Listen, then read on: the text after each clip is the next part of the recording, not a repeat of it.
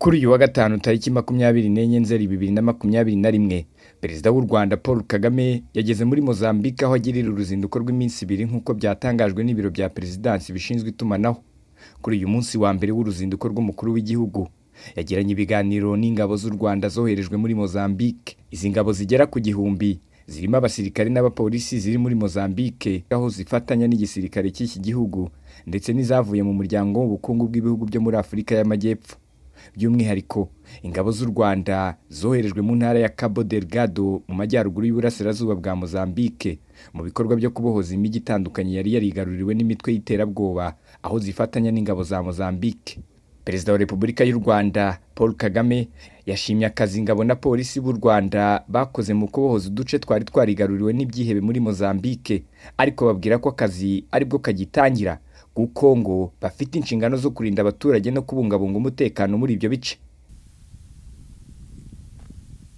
Kazi mliofanya na ndugu zenu wanajeshi,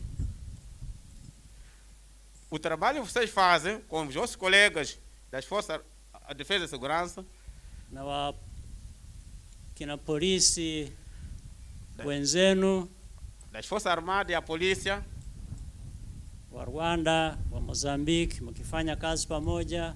de Rwanda e Moçambique fazem trabalho conjunto. Tunawashukuru kwamba mmeweza kukomboa hii eneo la Cabo Delgado ambaye ilikuwa imetekwa. Agradecemos bastante por ter conseguido libertar as zonas onde estavam ocupadas nessa zona de Cabo Delgado. Imetekwa na wale magaidi. As zonas que estavam nas mãos daqueles terroristas. Perezida Kagame yabwiye ingabo na polisi b'u Rwanda na Mozambique ko akazi bakoze katari koroshye, abagezaho n'intacyo za bagenzi babo bahoranye ku rugamba ubu bakaba barasubiye mu rugo. Yagize ati, Perezida Nyusi yambwiye ko abanyamozambique babashimira kuko mwabafashije gusubira mu buzima bwabo busanzwe. Icyakora akazi kakozwe ntikagomba guhagararira hano, dufite kandi kazi ko gukomeza kubaka iki gihugu no kukirinda. Perezida wa Mozambique n'abaturage b'iki gihugu nibo baturangaje imbere, ni nabo bazatubwira igihe tuzasoreza inshingano zacu hano. Perezida wa Mozambique Filipe Nyusi nawe yashimiye Perezida Kagame, amugaragariza ko abaturage ba Mozambique bashima umusanzu w'u Rwanda mu kugarura no kubungabunga amahoro muri icyo gihugu cya Mozambique. Ibikorwa by'ingabo z'u Rwanda n'iza Mozambique bimaze gutanga umusaruro kuko hari imijyi yamaze kuvanwa mu maboko y'imitwe y'iterabwoba irimo Machimboa da Praia ndetse n'iyindi.